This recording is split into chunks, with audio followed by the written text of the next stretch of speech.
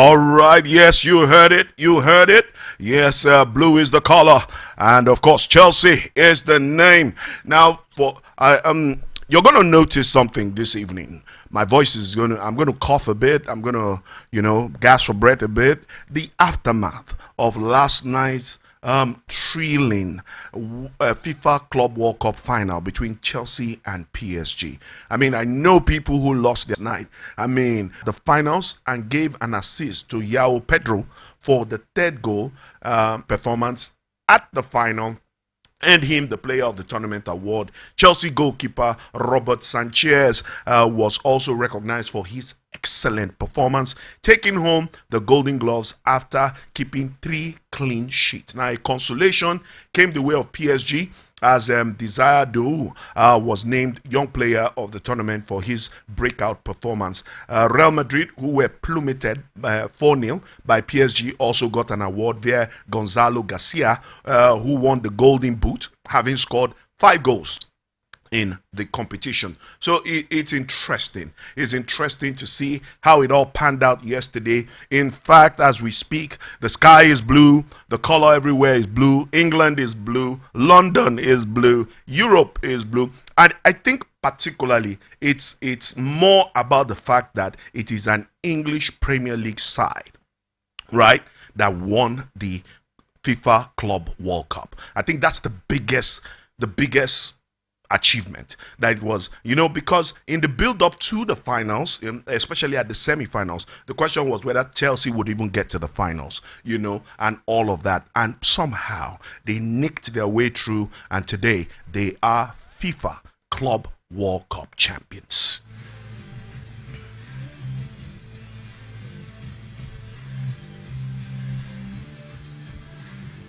It's still all about last night because FIFA, hailing of its Club World Cup, has been labeled nothing more than a fiction by the president of leading football's global union, FIPRO. Now, in a very scanty statement, Sergio Manchi appeared to compare the world governing body's president Gianni Infantino to the Roman Emperor Nero. Now, he also claimed FIFA chose to continue increasing its revenue at the expense of the players' bodies and health.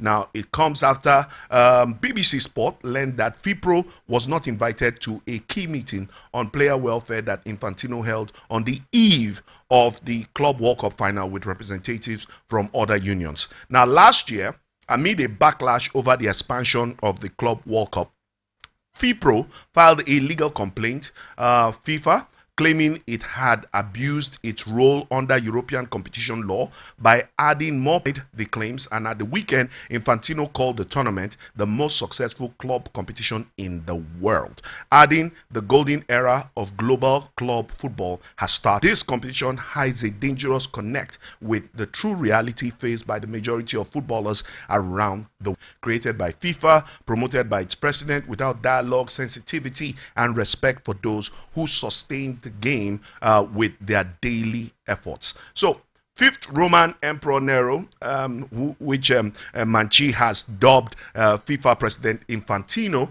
through spectacular games and events which made him popular with ordinary people, but is better remembered for his brutality and cruelty. Well, FIFA has previously said all its revenues for the tournament will be redistributed back to the club game for participating and non-participating teams, and points out that some players and managers have welcomed the revamped tournament. At the weekend, FIFA said there was a consensus with Players Union that there should be at least 72 hours of rest between matches, and players should have a rest period of at least 21 days at the end of each season. However, that is a week less than FIPRO had been asking for. Now, FIFPro, which represents about 66,000 men and women's players around the world, has previously expressed concern about the extreme heat faced by players in the US during the tournament, demanding more flexibility from FIFA on kickoff times and protocols. Infantino had admitted that the heat was an issue. But Manchi said, and I quote, "The tournament was held under unacceptable conditions that put the players' physical integrity at risk." So, FIFA has been approached for comment, and they're yet to react. But trust me, the world is still basking in the euphoria of a blue night.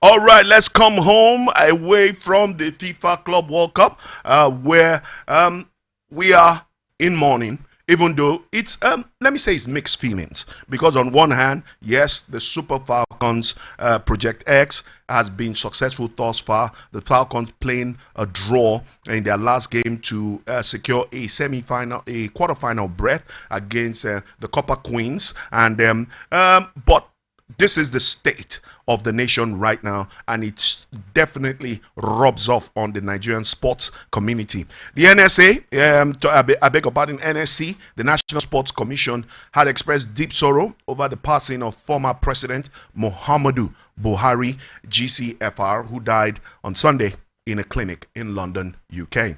Now, former President Buhari, who served as Nigeria's democratically elected president from 2015 to 2023 and as military head of state between 1983 and 1985, was a pivotal figure in Nigeria's modern political history. His legacy of integrity, patriotism, and national service remains etched in the consciousness of the nation. In a solemn tribute, Malam Shehu Diko, chairman of the National Sports Commission, reflected on the former president's lifelong dedication to national development. Also paying tribute, Honorable Bukola Olakpade, Director General of the NSC, described Buhari's contribution as timeless. And the NSC extends its heartfelt condolence to the Buhari family, the government, and of course, the people of Nigeria.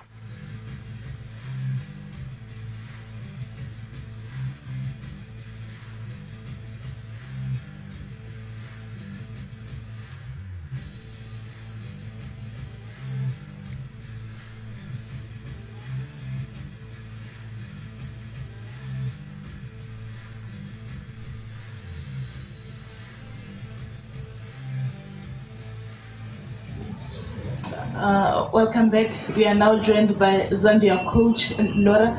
Coach, congratulations. You are through to the next round. What can you say about today's game? Yeah. Is it on? Are we on? No. I need to push here. Yeah. Okay. Sounds better. Good evening, everybody. Bonsoir. About today's game. I think we had a very stable performance today, very mature. We adjusted some details in our block. I would say we have been very bala, that means compact in Zambian language. Out of this, we scored a goal. I think we created a few chances before the halftime. Probably we should lead there a bit higher. In second half, we tried to step by step add another card. We brought then a 10, a second, an additional striker, just because we knew Morocco was up. Without losing our stability. Also there, a few chances on the pitch. For me, very mature performance. We are group second now, and looking forward to the quarterfinals. Do you have any questions for the coach?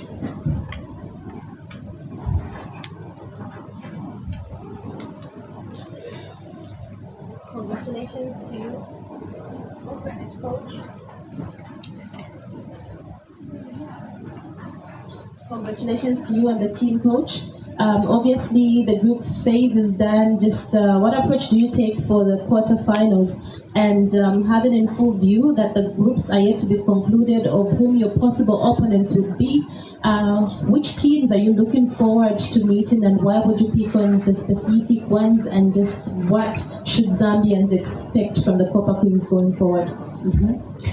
Yeah, so basically it's group second. We are facing first in group B. We are observing, of course, the game tomorrow. I think we are in a comfortable position that we have now 5 rest day or a couple of rest days. We have time to observe our next opponent. We have time to recover. I think we felt that our top players today in the end, yeah, it's the third game in a short time, so it's good for them to get a good rest. And finally, we take whoever is coming. When you want to reach to the final and win this cup, then you need to beat sooner or later everybody. So we are facing whoever is coming.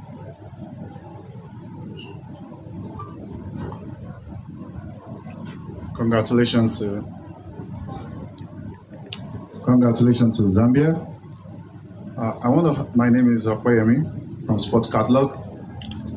How do you work on your goal scoring conversion? You could see that you created more chances today than Congo, Democratic Republic of Congo, and most of the chances are now well converted. And you know you're going to face top opposition in your quarterfinal game. So how do you work on that? Yeah, indeed, we had a lot of chances, especially good chances, really dangerous chances with a high XG. That's the KPI you mentioned in the first half.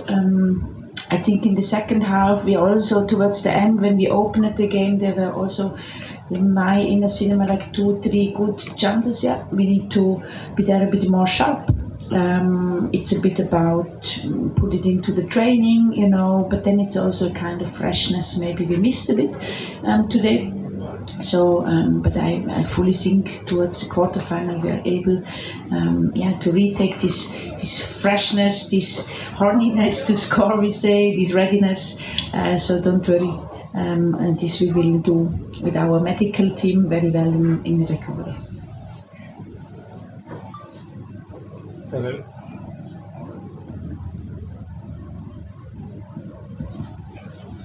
Hello, no, I don't know.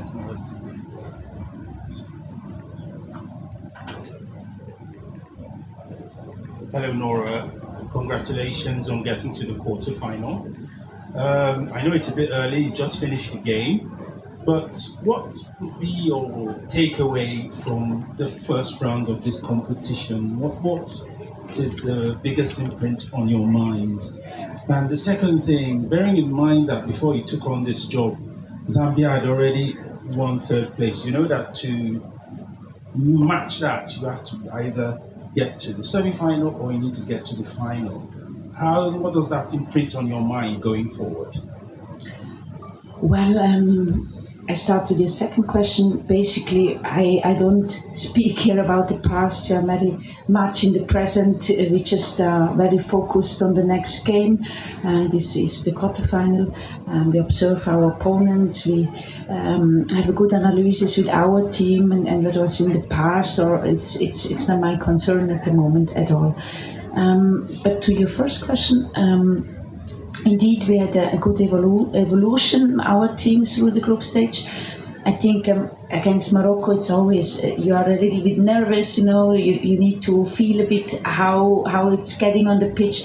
So there we had a bit, a nervous start, but we showed that basically we should beat Morocco in the opening game. Second game was a very a battle. It was very physical, and there we showed that we have the mentality, the kukakata, to turn such a game on our side. The third game, it was today more to our possession. We had much more kuchinja switches, you know, we tried to enter a bit more in the pockets. So I think it was a lot work on the ball. We showed that we are also able there to do the evolution, and we did not get scored today. So to keep a clean sheet, to have this matureness in defending over 90 minutes, I think this is also something we improved now. So I think we have everything together to play a good quarterfinal.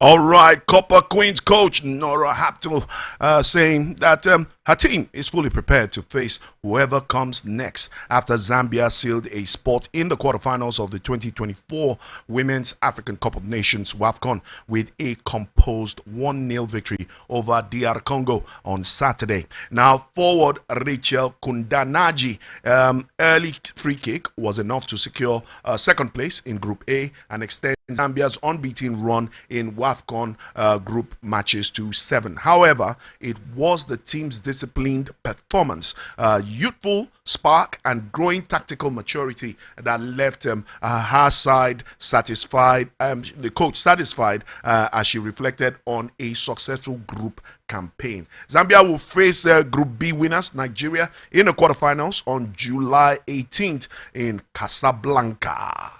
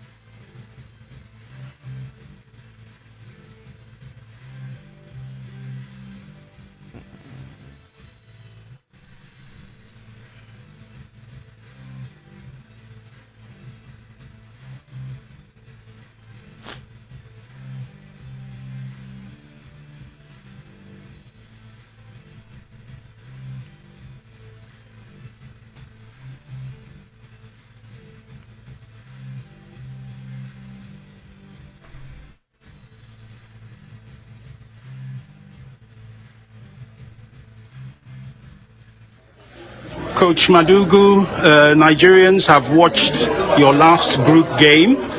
What message would you like to give to them after they watched you in Casablanca tonight? Yeah. First of all, we want to apologize to our dear countrymen and women for not winning the game, because I know the expectation is that we must always win. We did the best that we could to try and make sure that we won the game, but it didn't turn out the way they had expected. We apologize for that, and we'll make sure that we work harder to make them happier in the subsequent games that we have to play.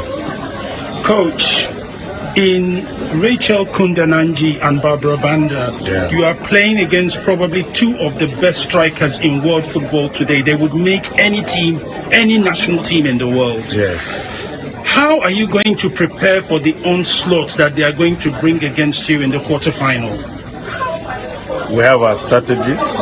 We have watched them severally.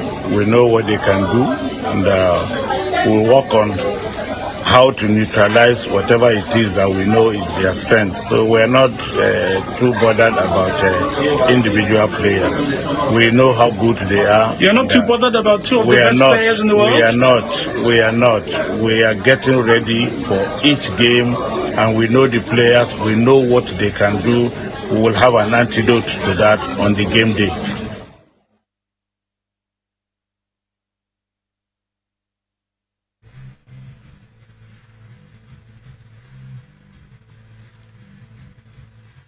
All right, Super Eagles coach Justin Madugu. Well, he has assured Nigerians that the team will deliver a much improved performance when they face Zambia in the quarterfinals of the 2024 Women's African Cup of Nations WAFCON. Now, Nigeria currently top Group B, despite an unconvincing goalless draw in their final group match, and will now take on the Polo of Zambia in a crucial knockout fixture. Now, speaking after the group game, as you saw there, Madugu acknowledged the team's inconsistency and offered an apology to fans. So, you tell me. I mean, I know we're still basking in the euphoria of Chelsea's FIFA Club World Cup win, but let's let's zero our minds now back home to the Super Falcons. Don't forget, we have the under-20 also playing in the WAFCON B competition. So there's a lot going on, but let's come home. Let's come home, all right? Let's come down from cloud 9. As you can see, the standings right now, Nigeria tops the group, and with plus 4 goals difference. 7 points in total, followed by Algeria with 5 points, Botswana with 3, and of course Tunisia with 1. So you tell me, what do you think? Do you think the Super Falcons have been impressive enough to be able to defeat the Copper Queens or the Shipo Polo Polos, as the case may be? Right now, for them to be able to go all the way to the semis and of course win the title. You tell me, were you impressed with the last game? And rather than see progressive improvement with the way our girls play, sadly, it hasn't been impressive. It hasn't been impressive, and that seems to be worrisome. So the question is, what is the problem? Why the somewhat inconsistency? We started on a stellar note when in our opening fixture of the tournament, and what Nigerians expected was a gradual progression, improved game, more goals. But I mean, look at the last game. We played a goalless draw. We probably would say, you could say that we qualified for the quarterfinals through the skin of our teeth. So what do you think? Call us up. You know, the show is live and interactive. The studio line is open and alive. 0808 312 8618. That's the number. 0808 312 8618. And if there's any Chelsea fan who wants to, celebrate, hey, come on, feel free. Feel free. I mean, the celebration continues. As I said, we're still basking in the euphoria of Chelsea's win. And so I can imagine Chelsea fans, if you remember last week during the show, I did raise a question about the FIFA World Cup and what Chelsea's chances were, and nobody called in. And it looked as if Chelsea fans were scared. So it'd be nice to hear your view. But most importantly, what do you think of the chances of the Super Falcons as they go into the quarterfinals and will play the Shipo Polo Polo of Zambia? As you've heard from the coach of the Shipo Polo Polo, Coach Nora, pretty confident with the fact that, one, they don't care who's coming. So basically, they are going to play a Zambian side that has no respect for Nigeria, and that is expected. I am one of those who belong to the school of thoughts that there are no more menos in African football, be it male football or female football. There are no more menos in African football, and that is why it is important. Nigeria's national teams, the Super Falcons, the Flamingos, the Falconets, the Super Eagles, and the rest of the Flying Eagles and the rest of them need to understand that they are constantly under pressure because everybody wants to be 9-time champions of this tournament. Now, a win in the finals automatically secures Nigeria's spot for the next Women's World Cup. Now, the Women's World Cup has always been a different ball game. We have seen some moments of some flashes of glory by the Super Falcons at the global stage, but in terms of consistency, that is where the big question is. So you tell me what you think. The studio line is live and interactive. 0808 312 8618, and you can be part of the conversation. Tell us your name, your location, and of course go straight to the point. Keep it concise so that we can take as many callers as possible. But if you can't call and you still want to engage us on the show, you have the opportunity of using text message or WhatsApp. Yes, WhatsApp. So all you need to do is hit us up on 0808 312 8618, and you'll be part of the show. And even when the show is off the air, like I always like to say, make time, be part of our growing online community. Follow VOP 961 FM Abuja on Facebook, Instagram, on X, formerly known as Twitter, and of course check us out on YouTube, right? So follow, like, share, and subscribe. And don't forget to click the notification button so that when live transmissions and new editions of the shows hit the digital freeway, you will be notified. All right, it's still Sports Lounge right here on 96.1 FM, the voice of the people. Yes, the voice of the people. And you know how we do it. It's all live and interactive. Can the Super Falcons make it a 10th WAFCON title by beating the Copper Queens, or the Shippo Polopolos, as they are fondly called, talking confidently, saying that, man, they got no respect for nobody. They just will play that game as hard as it comes. So Nigeria is in for a game.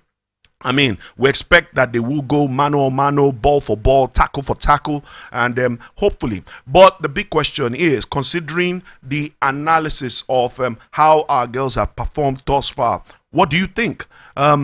Do we need a psychology in that team? What is the missing link? Why are our girls not, performance, going astronomically, but rather seems to be dipping of salt? Yes, they have gotten to the quarterfinals.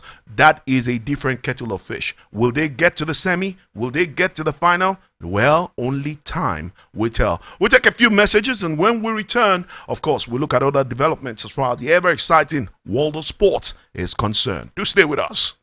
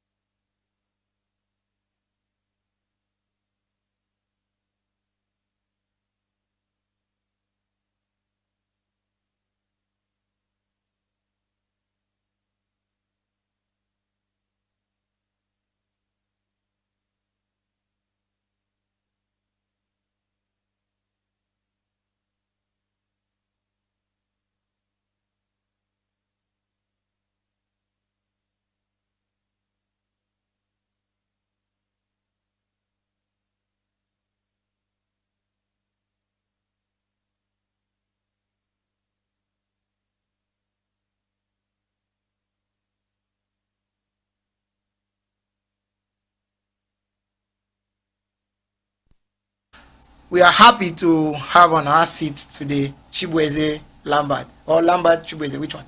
Anyone. Chibueze Lambert. Your real name is? Chibueze Lambert. Chibueze Lambert. No, don't go to the other one. I'll have issues. So we are happy to have him with us today. He's going to talk to us about football. How did he start? The life of a goalkeeper. It's not easy to always be a goalkeeper. They will kick shots. He hit you for face, hit you for body. This thing is something I cannot personally do. I cannot be a goalkeeper. I can be any other thing, but I cannot be a goalkeeper. So he's going to take us through his career, and we are expecting a very captivating episode today. So Chibueze, how did you start football? Did you pick football from the street, or you were born with it? Actually, I would say I was born with it. Okay. Yes, because my dad was actually a footballer, although he didn't play professional. He played in school, local level, village level. So you are saying you had the support from? I didn't have support, actually. So I'm coming there. Okay. But he was a footballer. Yeah. My mom too had a bit of football instincts, because those days when we were small, in Catholic churches they do have women sports games and all yes, that. of course. And my mom was a very good midfielder when it comes to video, as in church play for games. Growing up from a Catholic family, okay, I always, mass server, fantasize being a reverend father. So, but when I finished my primary school, okay, I was still playing street football. Admission into the seminary. Okay, yeah. At some point, my dad was like, "We will now say it's financial limitations that I met other kids who love playing football. I've played for Abia Warriors, Giant Billers, currently with Kwara United. What has this journey taught you? You've played at NLO, NNL, and now to the Premier League. What has the transition been like from each stage?" Great, but I would say very difficult. Okay. What are the challenges? Challenges in the sense that as a goalkeeper, you need trust. First and foremost, you need trust. You need trust from who? From the coach, from the players. Okay. Because if 10 players make a mistake, you can save the situation. Okay. But in most cases, if a goalkeeper makes a mistake, the net will it. Yeah. So you need trust. So growing up, those stages has been very great, but I would say very difficult. Yeah. What was that moment in your career that tested your commitment? Like, am I sure it's football that I want to do, or maybe I should go to something else? You've already had to switch from I wanted to be a reverend father to now football. Was there any other moment you now said, maybe I should also leave this football and try something else? Yes. That was actually when I left Akwa Ibom State. Okay. You grew up in Akwa Ibom State? Yes. Okay. It was a very big tug of war from my parents, especially my dad. He didn't want an egotic man who deals in business. He wants his son to also venture into business. So it was a very big problem. Very, very hectic one. So when I summoned the courage to leave Uyo, when I was invited by Risa Fire, okay, that was when I decided, okay, let me leave Uyo. Okay. But it was a bit difficult because leaving your comfort zone to where you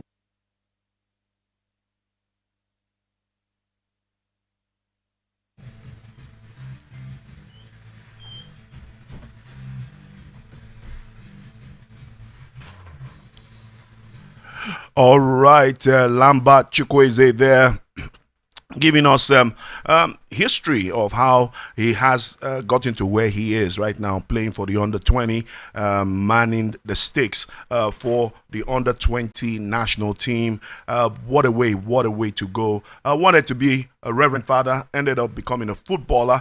But let's look at developments in the Nigerian Premier Football League, which has issued a standby notice to all 20 clubs ahead of its crucial annual general meeting AGM scheduled to take place before the end of July 2025. Now, in a circular signed by Chief Operating Officer Davidson Owumi, clubs are informed that the AGM will also serve as the platform for conducting the draws and releasing fixtures for the 2025-2026 season, which has not been confirmed to kick off. Has now been confirmed to kick off on August 22nd, 2025, and run through to May 24th, 2026. Now, the league's organizers stated that the exact date, time, and venue of the AGM will be communicated in due course, but urge clubs to be prepared for the high-level meeting, which typically lays the foundation for the season ahead. The previous campaign was one of the history books, with Remo Stars crowned champions for triumph on March Day 35 with a hard-fought victory away to Nasarawa United in Lafia. Now, the 2024-2025 MPFL season featured 380 matches, producing 286 wins, 92 draws, and 552 home goals. In a fiercely contested campaign, 16 penalties were missed, and over 1,180 yellow and red cards were issued by match officials across the league.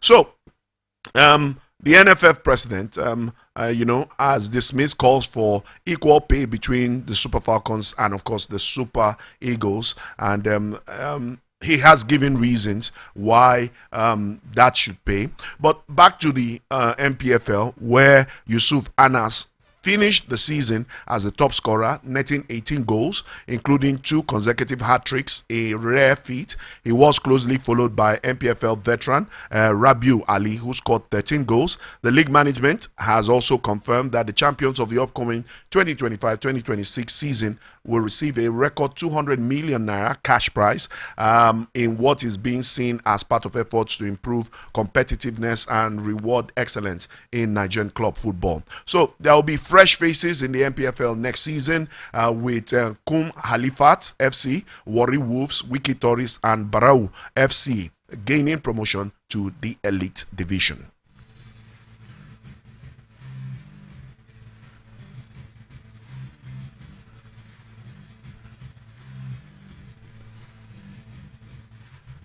In the NNL, government support, particularly in infrastructure provision, has been identified as possible solution to the significant challenges faced by private clubs owned in Nigeria's top leagues, including the Nigerian Professional Football League (NPFL) and the Nigerian National League (NNL). Now, the president of the Nigerian National League Club Owners Association, Godwin Enakena, preferred the solution while speaking to journalists at the just concluded NNL 2025 Super 8 held in Asaba, Delta State. The former General Secretary of the MPFL Club Owners, who also serves as the Director of Sport at MFM, emphasized that government intervention is crucial for the growth of sports in Nigeria. Now, according to him, the key to survival of private clubs sides in Nigeria at any level lies in government support. He cited the example of Lagos State government, which has consistently supported sports development through infrastructural provision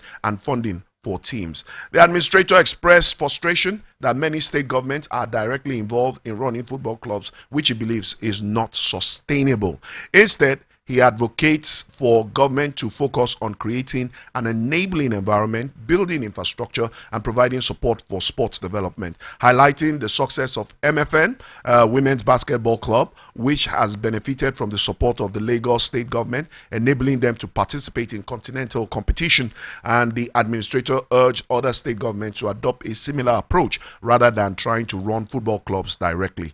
And Akena's call for government support comes amid concerns about the sustainability of private clubs in Nigeria's sports leagues.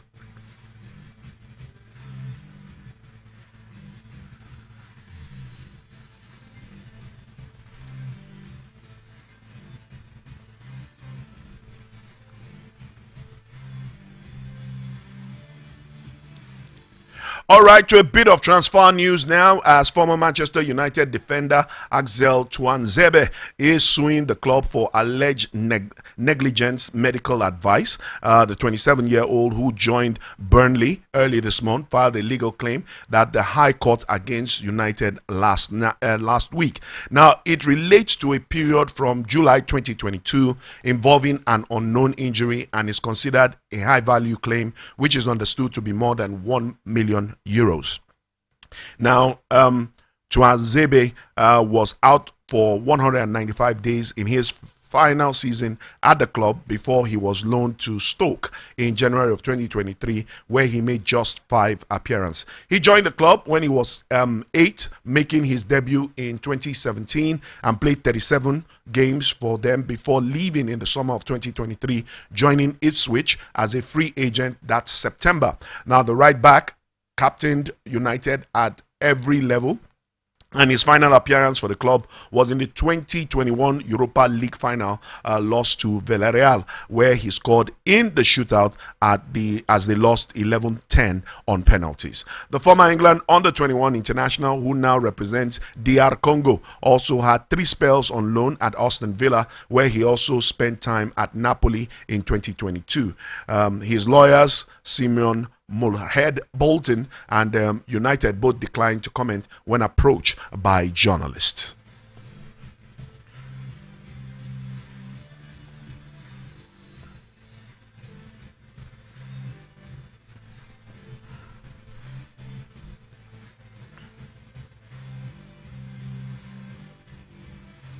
Staying with developments at Old Trafford and still transfer news, we hear Manchester United are reportedly plotting a sensational move for Chelsea striker Nicholas Jackson. Now, the bid comes as United's current attack option, Rashmod Holdlud and Joshua Zirkzee, endured a torrid time in front of goal, collectively managing a paltry 17 goals across all competitions. So, this stark reality has intensified the club's desperate search for a potent and reliable forward. Now, Nicholas Jackson, the Senegalese international, despite a mixed reception from some Chelsea supporters, proved to be the Blues' most consistent goal threat in domestic tournaments, bagging 13 goals in 37 appearances as their first-choice striker.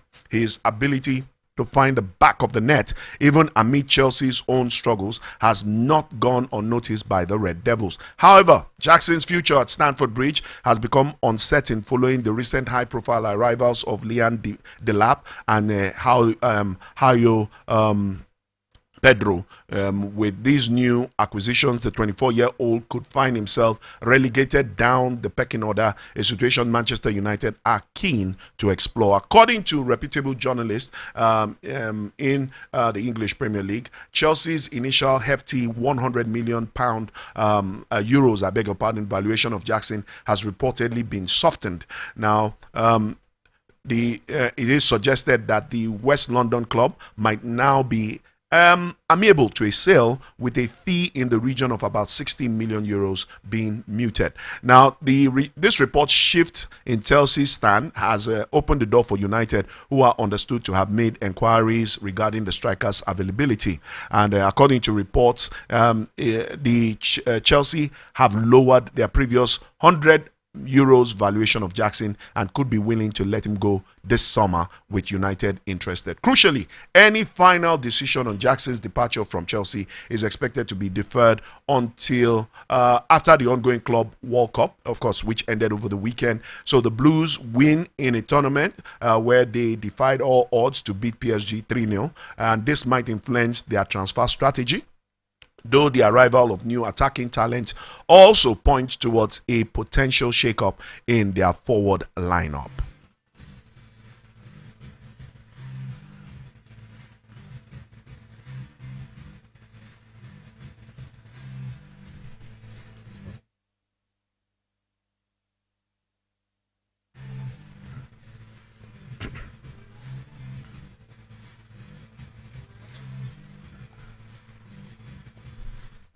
All right, let's look at other developments as far as the CAA presidential tournament is concerned. We hear that the Confederation of African Athletes, CAA, under the stewardship of Hamad Kalaba Malbon, paid a courtesy visit to the former president of Nigeria, Chief Olusegun Obasanjo, at his presidential library in Abeokuta, Ogun State, southwest Nigeria on Monday. President Malbon was accompanied by the president of Asian Athletics, General Dalam Al Ahmad, the Director General of the Nigerian Sports Commission, Honorable Chief Bukola Olakpade, and the President of Athletics Federation of Nigeria, Chief Tinubu Okowa. Now, the team called on the former #1 citizen of the country to help drive and accelerate the development and reform of sports athletics across the continent. During the visit, Kabal explained that administratively, things can be better on the continent, stating that some occasions the CAA had to beg for support from the World Athletics Federation. Now, he stressed that such pleas have reduced the pride of the continent, and of course, and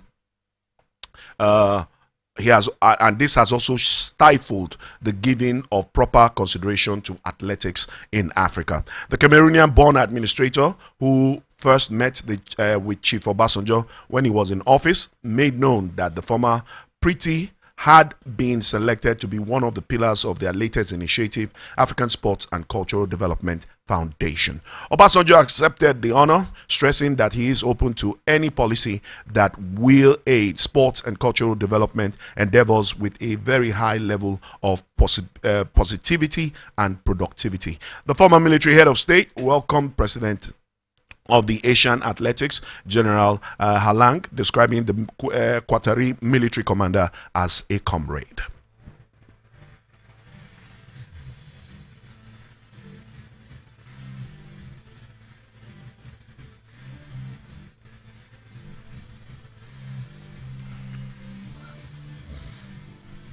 All right, South Africa arrives in Abeokuta iron history, and of course, teenage terror and reigning world under 20 100 meters champion Banda spearheads South Africa's title defense with sub 10 seconds season best.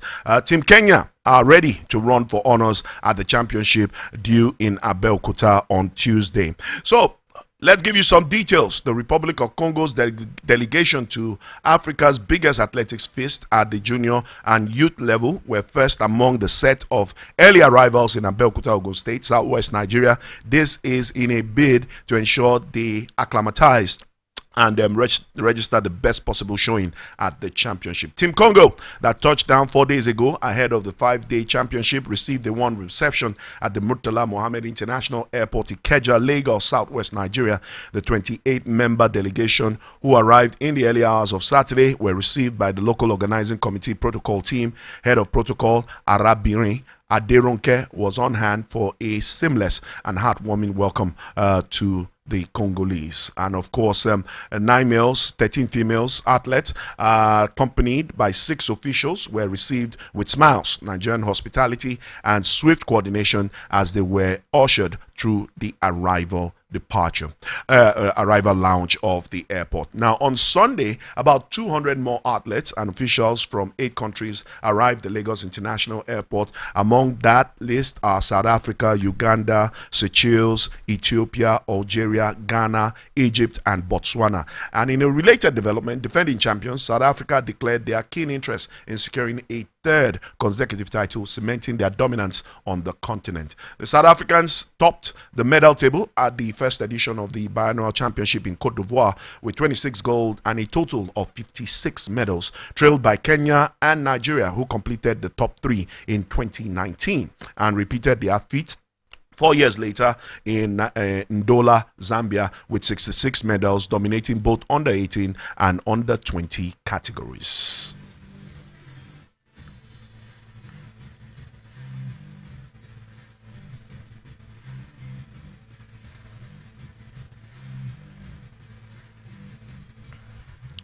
All right, let's give you some tennis before we call it a wrap on today's edition of Sports Lounge. Grace Kim produced one of the most remarkable comebacks you have ever likely see as she clinched the Avian Championship to become just the 5th Australian woman to win a golf major.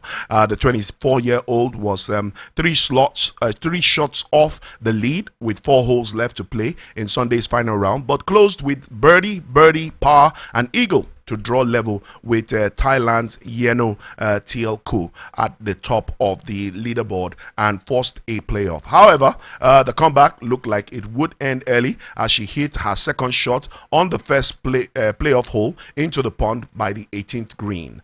Well, but remarkably Kim chipped it in from where she had taken a drop to force the playoff to a second hole where she sunk a 20-foot eagle putt to seal the most improbable of major triumphs.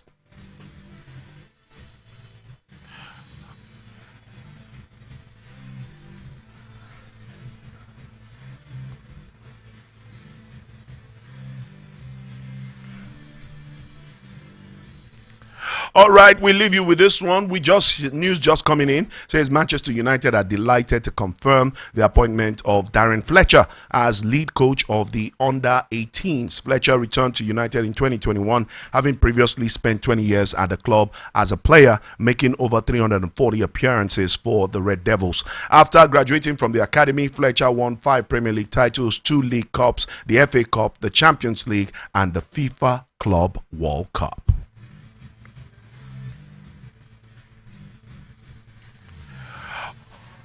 All right, that sums it up. It's time to say bye-bye and get ready for the news at the top of the hour.